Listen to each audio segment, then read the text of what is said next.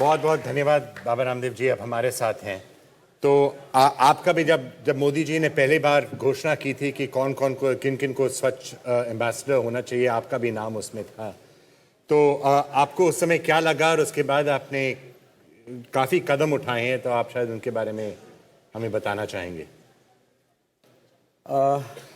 उस समय मैं इंग्लैंड में था जब उन्होंने मुझे इस काम के लिए चुना, और फिर उसके बाद मैं हरिद्वार गया था और हमने कहा शुरुआत अपने घर से करनी चाहिए।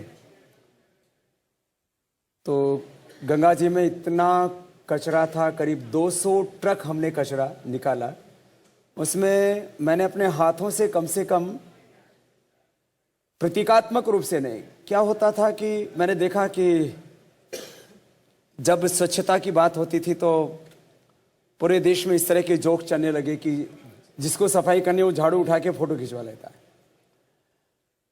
और क्योंकि मैं बूढ़ा नहीं हुआ हूं, इसलिए मैंने अपने हाथों में फावड़ा लिया और अपने करीब 500 ब्रह्मचारी जो वहां पर हमारे अध्ययन करते हैं उनको साथ में लिया और अपने हाथों से सफाई की। और ये ठीक है कि हमें यंत्रों का इस्तेमाल करना चाहिए, तो हमने यंत्रों का भी इस्तेमाल किया। हमने 2 जेसीबी हमारे आश्रम की खुद थी, उनका इस्तेमाल किया। कुछ हमने किराए पर ली, कुछ आस पड़ोस के गांवों से हमने ट्रॉलीज मंगाई, ट्रक मंगवाए और पूरे दिन भर हमने करीब 10 घंटा लगातार उसके लिए श्रमदान किया कि लोग स्वयं ये महसूस करें कि हमको मात्र फोटो खिंचवाने के लिए सफाई अभियान नहीं चलाना है, बल्कि सचमुच हमें स्वच्छ भारत बनाना है। तो मैं ये मानता हूं कि यदि हम थोड़ा श्रम करें तो उसका परिणाम आता है। इस बात को करीब 1.5 साल हो गया है। हमारा पुराना आश्रम कनखल में है, बड़ा जो आश्रम है वो तो दिल्ली हरिद्वार हाईवे पर है। उसके सामने एक नाला बहता था, वो भी बहुत गंदा था और आज 1.5 सालों से हमने उसको लगातार साफ बना के रखा। करीब 1.5 किलोमीटर 2 किलोमीटर लंबा है वो, और स्वयं मैंने हर की पौड़ी के सामने जाकर के खुद किया। जो है हमारे एक समाज का बहुत बड़ा वर्ग है जिसको वाल्मीकि समाज कहते हैं, वो लोग अपने नंगे हाथों से सफाई करते हैं। मैं मानता हूं कि उसमें साइंस का, टेक्नोलॉजी का इस्तेमाल होना चाहिए, क्योंकि उनसे उनको बहुत तकलीफ भी हुई है। तो मैंने स्वयं भी जब अपने नंगे हाथों से देखा साफ करके, तो काफ़ी मेरे हाथ कट गए थे, क्योंकि उसमें जो है सफाई करते समय उसमें कांच भी थे। सफाई करते समय मैंने देखा गंगा जी के अंदर लोगों के दांत थे, लोगों की आंखों के चश्मे थे। तो वो कांच मिलने से, दांत मिलने से, चश्मा मिलने से हाथों में थोड़े घाव भी हो गए थे। तो मैंने ये भी महसूस किया कि स्वच्छता अभियान चलाते समय हमको बहुत तरह की तकलीफें भी होती हैं। और फिर वहाँ से मैं हर की पौड़ी से आया तो एक गंगा नहर है, उसके किनारे हमने जब ये अभियान चलाया तो मैंने देखा वहाँ कुछ लोगों ने कि आज स्वामी जी इधर आ रहे हैं, तो कुछ पहले लोगों ने वहाँ गंदगी इकट्ठी की। तो मैंने देखा वहाँ पर लोगों ने उसमें गंगा के किनारे शौच भी किए हुए थे। तो हम थोड़ा पहल करें स्वयं तो परिणाम तो आता है। ये तो एक जगह की मैंने घटना बताई। फिर हमारा 600 जिलों में संगठन है।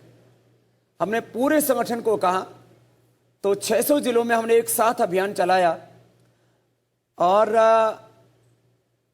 15-15 दिन में ये कार्यक्रम लगातार चलता रहा। तो काफ़ी काम आगे बढ़ा। लेकिन मैं देख रहा हूं कि हमने टारगेट दिया था कि आपको एक सप्ताह में 15-15 दिन में अलग अलग मोहल्लों में जाना है। तो पहले 3 महीने प्रोग्राम बहुत अच्छा चला, 6 महीने में थोड़ा स्थिर पड़ा। अभी मैं देख रहा हूं कि उसमें जो क्रेज था शुरू में वो थोड़ा कम हो गया है एनडीटीवी के इस अभियान से। और हमारे अमित साहब, क्योंकि इनका भी बहुत यश है पूरे देश में, बहुत इज्जत करते हैं लोग इनकी, कि फिर इस तरह का एक देश में वातावरण मुझे लगता है बनेगा जिससे कि लोग श्रम दान करने के लिए आगे आएंगे। तो निश्चित रूप से हमारा भारत, जहां हम इसको देखना चाहते हैं, बेशक इसमें वक्त लगेगा, ये काम साल 2 साल में होने वाला नहीं है। यदि ये काम 5-10 साल में भी हो जाए, कि जैसे हम आज यूके, यूएसए, कनाडा आदि को देखते हैं, वैसा हमारा भारत 5, 10, 15, 20 साल में भी बन जाए तो हमें बहुत फक्र होगा। और जो आप उसके लिए पुरुषार्थ कर रहे हैं एनडीटीवी की ओर से, और बच्चन साहब की इतनी उम्र होने के बावजूद भी, मैं भी पूछ रहा था यहाँ आने से पहले मंच के ऊपर कि बच्चन साहब बीच में रेस्ट कितनी देर कर रहे हैं। उन्होंने 1 मिनट रेस्ट नहीं किया है। ये बात बड़ी बात। अमित जी और बाबा रामदेव जी, आपको जान के हैरानी होगी, ये शायद अमित जी ये तीसरा या चौथा टेलीथॉन है जो आप और हम कर रहे हैं। जी जी। बाघों के लिए किया था, चौथा है, बाघों के लिए किया था, दूसरी बार टीनेथॉन कर रहे हैं। अमित जी को मैंने कभी 1 मिनट रेस्ट करते नहीं देखा है, 12-12 घंटे सुबह से शाम तक। इनके हौसले को हमारा सलाम है। बाबा रामदेव जी, एक और मैं आपको एक और उसके बाद कहानी बताऊं। पिछली बार जब हमने ये क्लीनथॉन किया था शायद, तो उसके बाद हम लोग सब तो थके हुए थे, बिल्कुल एक तरह से प्रस्त हो गए थे, लेट गए थे। उसके बाद इनको कहीं और जाना था, फिर रात को इनका एक एड शूट था, वो उन्होंने किया है। तो ये कैसे करते हैं हमें समझ नहीं आता है, पर सर योगा वो करते हो कि कुछ। बाबा रामदेव शायद आपसे सीखना चाहेंगे कि ये क्या है, क्या है? तो हम ही आपसे सीखेंगे, हम तो सिखाने लायक है नहीं, लेकिन कहीं ना कहीं कुछ समय बन जाता है काम करने का।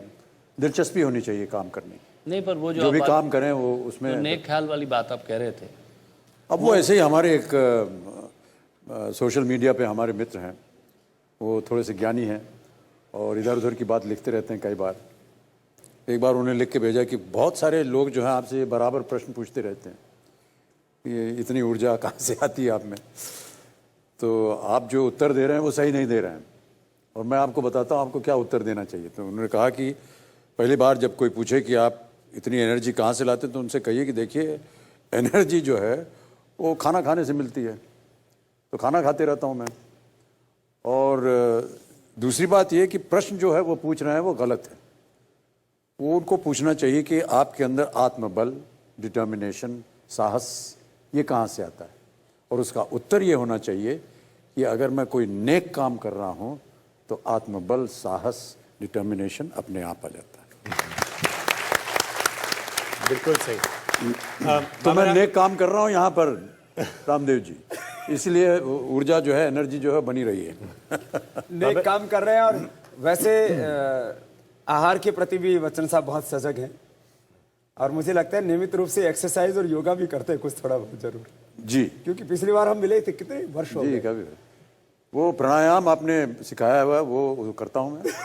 अच्छी बात। ये घटना मैं पहली बार जब मुंबई आया था, ये शायद 2004 की बात है। जी बहुत। तब हम मिले थे, और बहुत अरसे के बाद आज मिले। मैं देख रहा हूँ वैसे के वैसे ही यार, तो बाबा रामदेव, इतनी ऊर्जा है आप में। बाबा रामदेव जी, आपने जो भी सिखाया है तो हम सब भी इच्छुक हैं, तो आप शायद अगले सेक्शन में वही आपसे भी सीख लेंगे, हम लोग सबके सब एक साथ करेंगे। पर प्रसून, बाबा रामदेव जी ने जो श्रमदान की बात करी, तो इस बार जो हम लोग क्लीनथॉन में कर रहे हैं, बनेगा स्वच्छ इंडिया अभियान में कर रहे हैं, वो एक तरह से श्रमदान पर ही फोकस्ड है ज़्यादातर। आज सुबह से हम लोगों से कह रहे हैं कि वो प्रण लें, हम अपील कर रहे हैं कि लोग सामने आएँ और कहें कि वो कितने घंटे एक साल में स्पेंड कर सकते हैं। अगर आप मान लीजिए हफ्ते में 1 घंटा भी कोई आगे आ जाए तो 50 घंटे हैं। मैं एक व्यवहारिक बात विक्रम जी करना चाहूंगा इसमें। ये सप्ताह में 1 घंटे वाली बात बन नहीं पाती है। कुछ बातें कहने में बड़ी अच्छी लगती हैं, लेकिन प्रैक्टिकल नहीं हो पाता अक्सर। और ये अपने आस पड़ोस के लिए तो हो सकता है, अपने घर के लिए हो सकता है, लेकिन जब आप सोसाइटी को साफ करने के लिए जाते हो, जब आप किसी मोहल्ले में जाते हो या किसी नदी के किनारे जाते हो, कहीं सड़क के किनारे जाते हो, वहां 1 घंटे में कुछ नहीं होता है। तो आपको तो चाहे महीने में चाहे एक दिन आप तय कर लें कि मुझे 4 घंटा देना है, तो आप 4 घंटा, 6 घंटा, यहां तक कि 8 घंटा भी निकाल सकते हैं। तो आदमी एक बार तय करके निकलता है, क्योंकि ये कोई एंटरटेनमेंट तो है नहीं, 1 घंटे में कुछ नहीं होता है। तो आप 2 घंटा, 4 घंटा, 6 घंटा, या आप जो है लाइफ को एंजॉय करने के लिए, लाइफ को एंटरटेन करने के लिए आप बहुत से तरीके अपनाते हैं, तो स्वच्छता में भीतर से प्रसन्नता हमें अनुभव हो, तो फिर जैसे वचन साहब अभी बैठे हैं तो कोई थकान थोड़ी ना हो रही। ऐसे जब ऐसे काम को जब हम दिल से करते हैं तो जहां दिल लग जाता है, जहां मन टिक जाता है, वहां हमको खुशी मिलती है। फिर 4, 6, 8 घंटे कम ही पड़